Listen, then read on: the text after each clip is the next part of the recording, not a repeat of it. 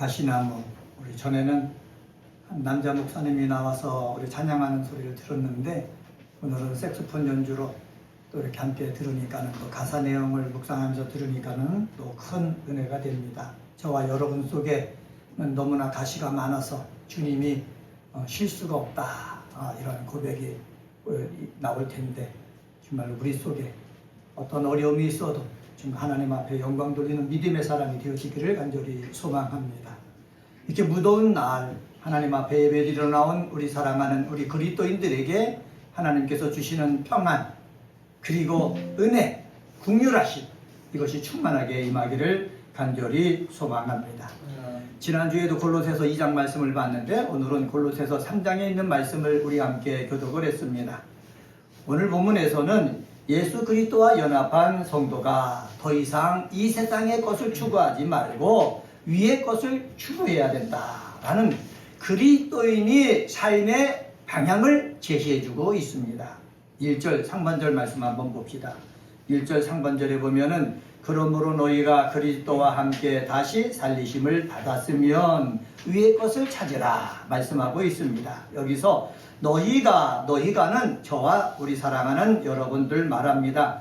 그리스도와 함께 다시 살리심을 받았으면 예수 그리스도를 믿어가지고 우리가 죽었지만 예수님이 죽은 것처럼 우리 죽었다가 예수님이 부활하신 것처럼 다시 살리심을 받았다라고 내가 믿어진다면 이라는 뜻입니다. 여기 보면은 다시 살리심을 받았으면 이라고 그랬지 않습니까? 문법적으로 보면은 부정가고 수동태를 사용했습니다. 제가 신약이나 구약을 얘기할 때 헬라어를 또한 히브리어를 자꾸 얘기하는 것은 하나님께서 유대인을 들어 사용한 것은 그들의 언어 속에 표현하고자 하는 그러한 의미가 너무나 많이 담겨져 있기 때문에 그들을 들어 쓰신 것인데, 여기 너희가 살리심을 받았으면 이라는 단어 속에 수동태로 되어 있다는 거예요. 부정과거 수동태. 부정과거 수동태라는 말은 뭐냐? 예수를 믿는 그 순간 우리가 살리심을 받았다라는 거예요. 근데 수동태라는 말은 뭐냐? 내 스스로 살리심을 받았다라는 뜻이 아니라 누군가가 살려줬다라는 거지요. 누군가는 누구를 말합니까? 예수 그리스도를 말해요. 예수를 믿는 순간 예수께서 나를 어떻게 주셨다? 살려주셨다라는 말씀입니다. 이런 사람들은 이 바울을 통해서 하나님이 뭐라고 말씀하느냐? 위의 것을 찾으라 이렇게 얘기하고 있습니다. 위의 것은 무엇을 말합니까? 하늘에 있는 것을 말해요. 찾으라 라는 말은 무엇입니까? 여기 현재 명령형으로 사용되었거든요. 계속해서 지속적으로 간절히 찾으라는 뜻입니다. 위의 것을 계속해서 간절히 지속적으로 찾아 나갈 수 있는 저와 우리 사랑하는 우리 그리스도인들 되시기를 주님의 이름으로 간절히 축원합니다. 2절에서 뭐라고 그러느냐? 위의 것을 생각해라 라고 말씀하고 있습니다. 생각하다 라는 말은 무엇입니까? 목적한 바를 얻기 위해서 끊임없이 생각하는 것, 이것이 생각하라 라는 단어 속에 나와 있습니다.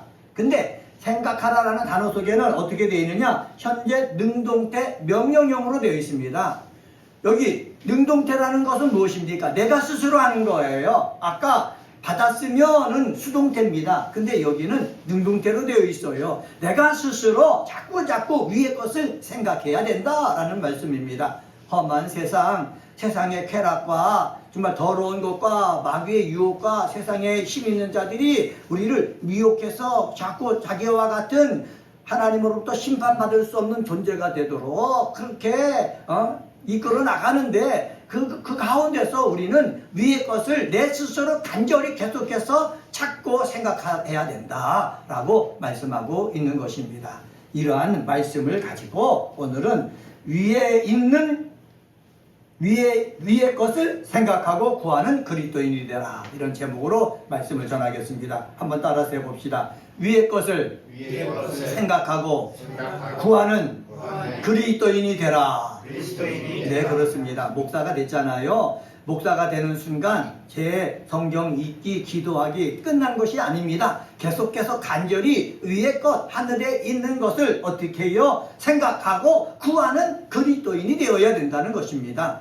목사만 그렇습니까? 아닙니다. 이 무더운 날 이곳에 와서 예배 드리기 위해 나온 우리 사랑하는 우리 그리스도인들도 어떻게 해요? 위의 것을 생각하고 또 구하고 그런 그리스도인이 되기를 주의 이름으로 간절히 축원합니다. 그러면은 위의 것을 생각하고 구하는 그리스도인이 되기 위해서 위하는 이유가 있는데 그것은 바로 뭐냐? 3절과 4절을 통해서 찾아볼 수가 있습니다. 한번 따라서 해봅시다.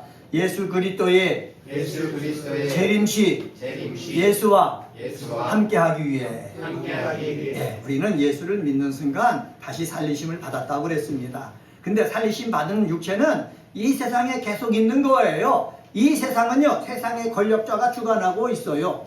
이 세상은 마귀가 주관하고 있어요. 이 세상은 돈 있는 사람이 주관하고 있어요. 그래서 이 힘 있는 자들이 주관하고 있기 때문에 세상에 속한 사람들은 자신도 모르게 쾌락 속에 빠져들어가는 것입니다. 사치 속에 빠져들어가는 것입니다. 하나님과는 멀어지게 내 편하게 내가 좋아하는 것 하면서 살아가도록 계속해서 유도하고 있는 거예요.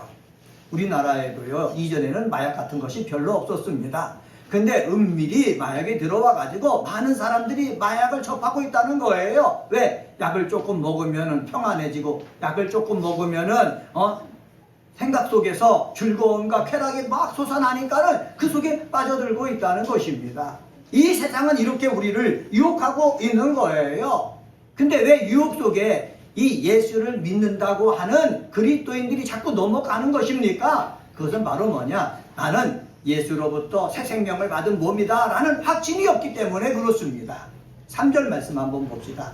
3절에 보면 이렇게 말씀합니다. 3절에 보면은 이는 너희가 죽었고 너희 생명이 그리스도와 함께 하나님 안에 감추어졌습니다. 우리가 예수를 믿는 순간 예수의 생명이 우리 속에 있는데 우리 눈에 보이면 얼마나 좋아요. 목사의 눈에도요, 예수의 생명이 보여가지고 이한우 목사는 예수의 생명이 가득한 사람이구나, 예수의 말씀이 가득한 사람이구나 보여지면 얼마나 좋아요. 근데 감추어져 있다는 거예요. 목사에게만 감추어져 있는 것이 아니라 우리 사랑하는 그리스도인들에게도 예수를 믿고 예수를 찬양하고 말씀을 읽고 기도하는데 예수의 생명이 우리 사랑하는 그리스도인에게 감춰져 있는 거예요. 그러니까 세상 사람들이 깔보는 거예요. 저 사람은 교인이라고 하면서 교회 나간다고 하면서 기도한다고 하면서 그러는데 우리가 다른 게 없잖아 그러면서 깔보게 만든다는 거예요. 그런데 성경은 바로 뭐냐? 이건 하나님의 뜻이라는 거예요. 하나님이 하나님의 생명을 감추었다는 거예요. 세상이 모르게 나도 모르게 감추었다는 거예요. 이렇게 감추신 이유가 무엇입니까? 예수의 생명이 눈에 보이지 않아도 어떻게 해요? 우리는요, 예수님이 나타나실 그때까지 우리의 믿음 생활을 계속해서 유지해 가라는 뜻입니다. 한번 따라서 해봅시다. 예수님이 다시 오실 때까지 우리 믿음의 삶을 계속해서 유지하라는 뜻입니다. 네, 계속해서 유지하라는 뜻이에요. 분명히 저와 여러분은 예수를 믿었습니다. 예수를 믿는 순간 우리는요, 어떻게 됐습니까? 구원받았어요. 근데 구원받았는데 이러한 비밀이 어떻게 다 감추어져 있는 거예요. 하나님께서 이미 이루어진 사실이 감추어져 있는 거예요. 어떻게 드러내서 증명할 방법이 없어요. 언제 이것이 드러나는 것입니까? 주님이 다시 재림하실 때 그때 어떻게 해요? 드러나는 거예요. 그렇기 때문에 우리는 그때 드러나기 때문에 믿음을 가지고 어떻게 견뎌내는 거예요. 이겨내야 되는 거예요. 지혜를 가지고 살아가야 되는 거예요.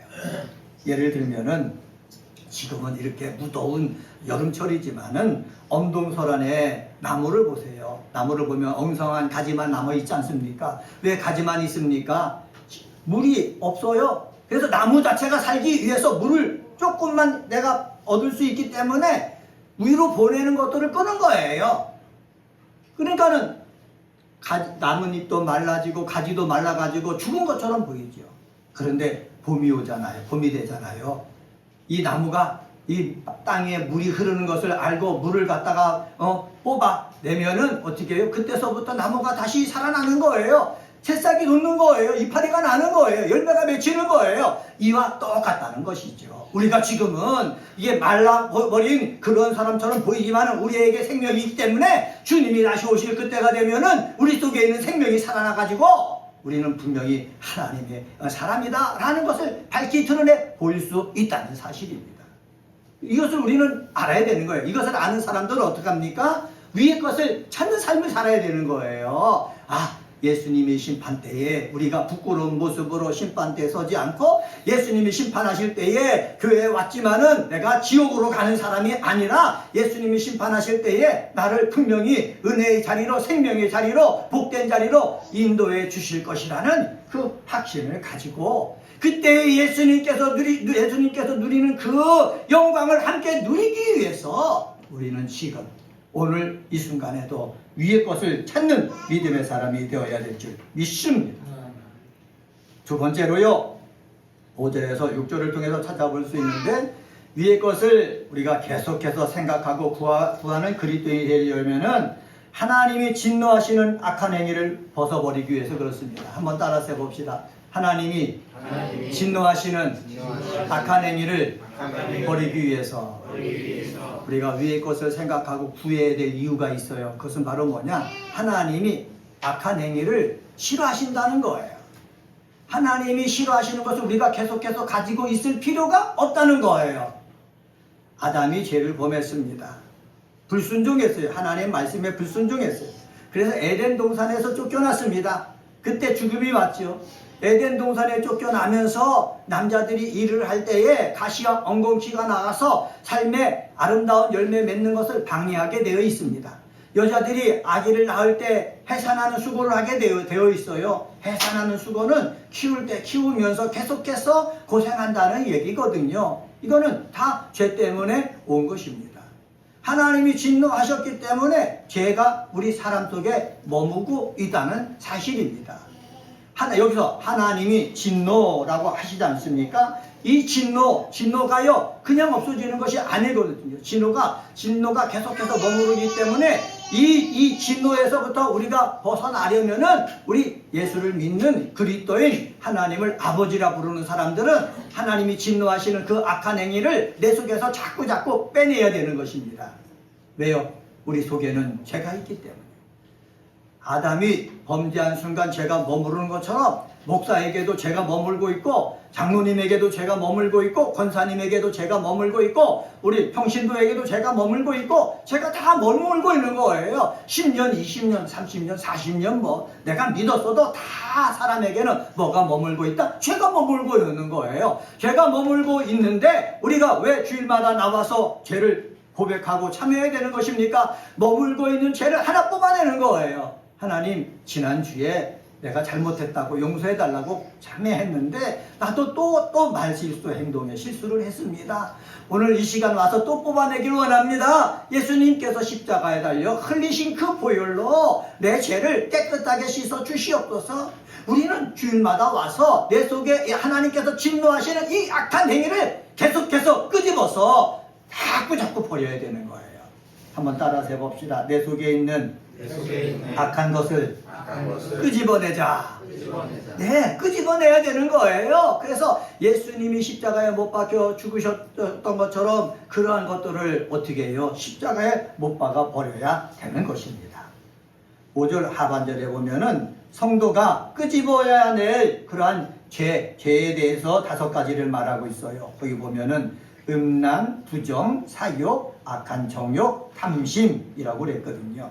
그런데 탐심은 뭐라고 그랬습니까? 우상 숭배다라고 얘기하고 있습니다. 탐심에서부터 출발한다는 것을 하나님께서 강조하고 있다는 사실입니다.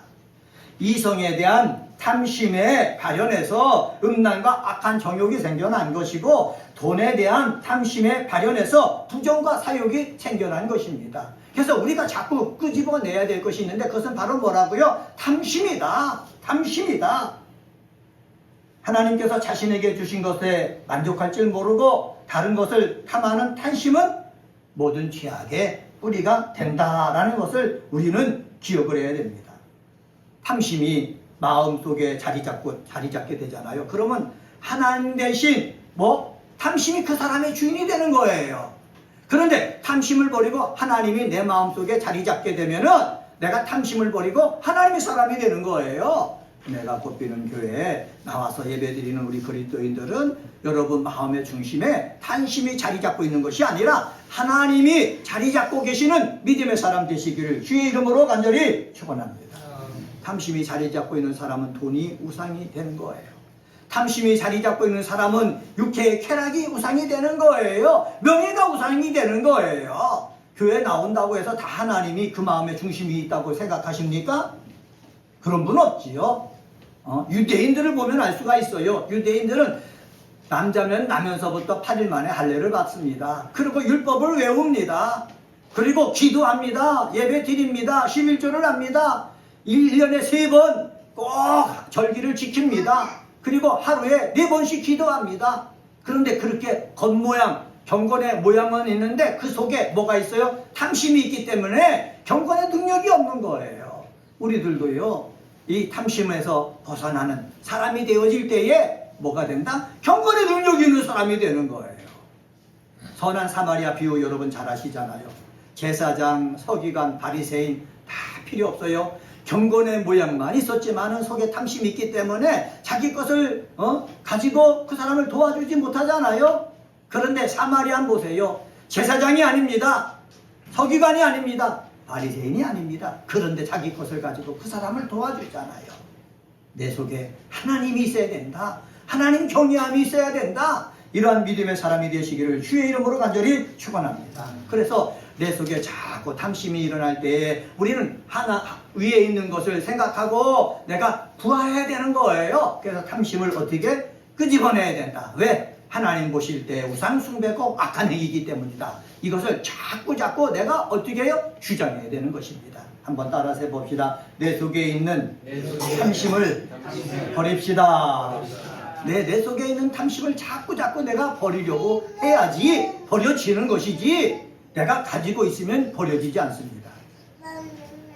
요새 악한 귀신들의 역사함이 많습니다. 근데 귀신이 왜 들어갔다 나갔다 계속해서 머무른 줄 아십니까? 내 속에 탐심이 있기 때문에 그래요. 내 속에 죄가 그대로 있기 때문에 그래요. 예수를 믿어도 죄가 있고 예수를 믿어도 탐심이 있기 때문에 계속해서 기도한다고 경건하다고 생각하는 사람 속에 악한 영이 역사해가지고 악한 영이 자꾸 하나님의 뜻대로 행하는 것을 방해하고 있거든요. 가지 못하게 만들고 있거든요. 그런 사람들은 자신도 모르게 속고 있다는 사실입니다. 이 속에서 벗어나기 위해서 우리는 어떻게 해요? 자꾸 하나님을 내 속에 모셔드리고 생각하고 구하는 믿음의 삶을 살아야 되는 것입니다.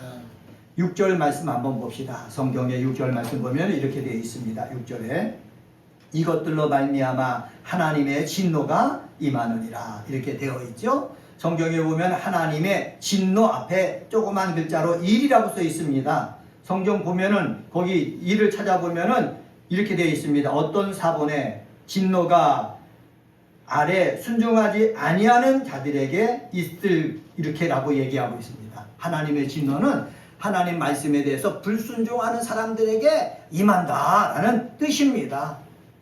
하나님의 진노가 불순종하는 사람에게 임하지요. 그죠? 하나님의 진노가 탐심으로 가득한 사람에게 임하지요. 노아 시대에 하나님의 진노가 누구에게 임했습니까? 노아에게 임했습니까? 아닙니다. 불순종하는 사람들에게 임했습니다. 소돔과 고모라 심판할 때에 하나님의 진노가 누구에게 임했습니까? 불순종하는 사람들에게 임한 거예요. 오늘날에도 하나님이 심판하실 겁니다. 하나님의 진노를 내릴 겁니다. 누구에게 임합니까? 하나님 말씀을 떠나서 악한 행위를 하는 사람들에게 임하는 거예요. 이것을 아는 우리들은 어떻게 해요? 하나님의 진노가 임하는 이 악한 행위를 버리기 위해서 뭐 해야 된다? 힘써야 된다. 힘쓸 줄 아는 믿음의 사람이 되시기를 주의 이름으로 간절히 축원합니다. 세 번째로 7절서부터 10절을 통해서 찾아볼 수 있는데 그것은 바로 뭐냐? 위의 것을 생각하고 구하는 우리 그리스도인이 되려는 이유는 뭐냐? 끊임없이 새로워지는 사람이 되기 위해서 그렇습니다. 한번 따라서 해봅시다. 끊임없이 새로워지는 사람이 되기 위해서 끊임없이 새로워지는 사람이 되기 위해서 우리는 위의 것을 생각하고 구하는 그리스도인이 되어야 합니다. 7절에 보면은 너희도 전에 그 가운데 살 때는 그 가운데서 행했다 이렇게 말합니다. 우리도요 전에는 사도 바울이 골로새 교인들에게 얘기한 것처럼 전에는 다 죄 가운데 살았습니다. 죄 중심으로 살았습니다. 탐욕을 가지고 살았습니다. 그런데 예수님을 영접한 거예요. 예수님을 영접할 뿐만 아니라 성령을 받은 거예요. 하나님의 사람이 된 거예요. 그러니까 전에는 제 모습을 탐하면서 삶을 살았지만은 하나님의 사람이 된 이 순간서부터 갈등이 생기는 거예요.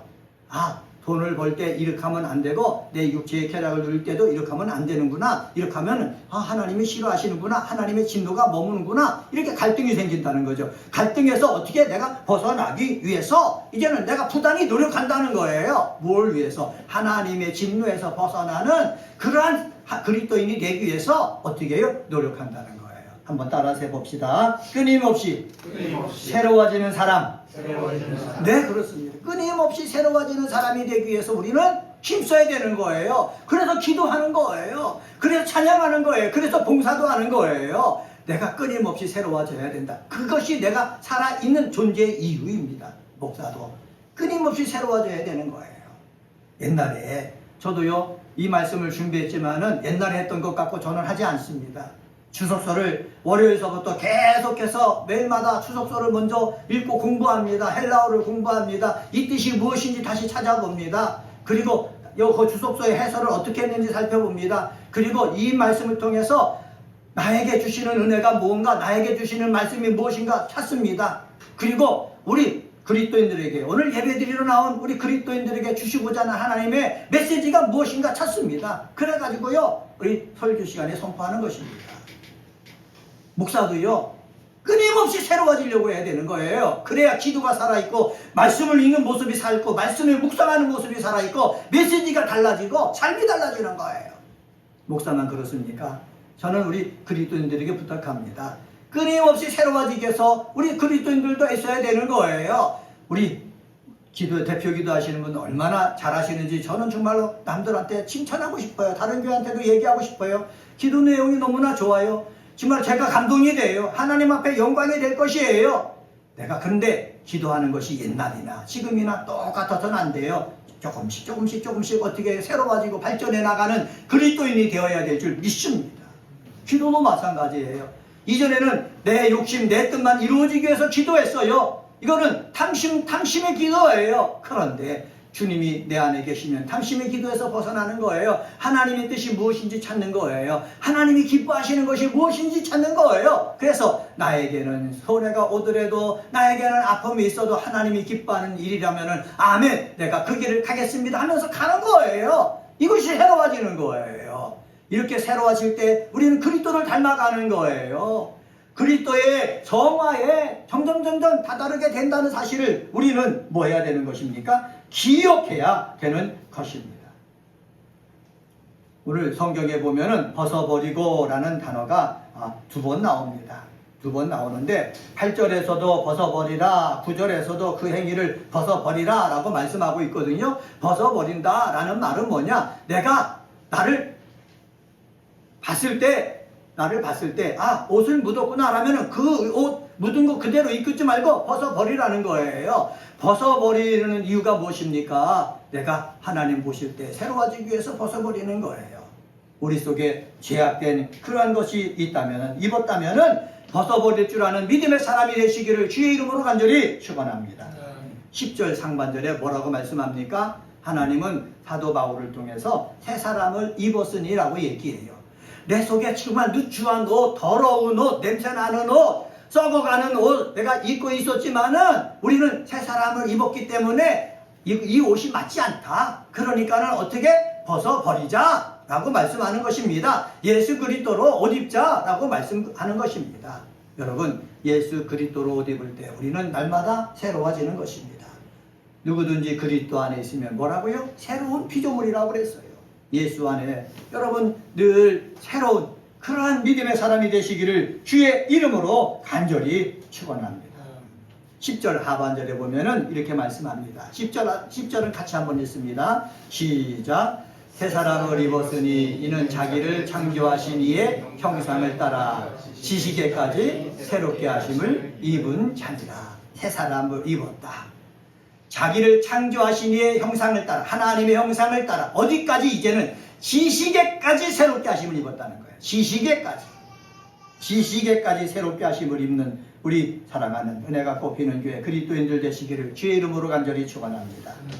오늘은 골로새서 3장 1절서부터 10절에 있는 말씀 가지고 위의 것을 생각하고 구하는 그리스도인이 되라 라는 제목으로 말씀을 전했습니다. 예수 그리스도의 재림 시에 예수와 함께하기 위해서 위의 것을 생각하고 구하는 그리스도인, 하나님의 진노하시는 악한 행위를 벗어버리기 위해서 위의 것을 구하고 생각하는 그리스도인, 끊임없이 새로워지는 사람이 되기 위해서 위의 것을 생각하고 구하는 그리스도인이 되시기를 주님의 이름으로 간절히 축원합니다. 기도하시겠습니다.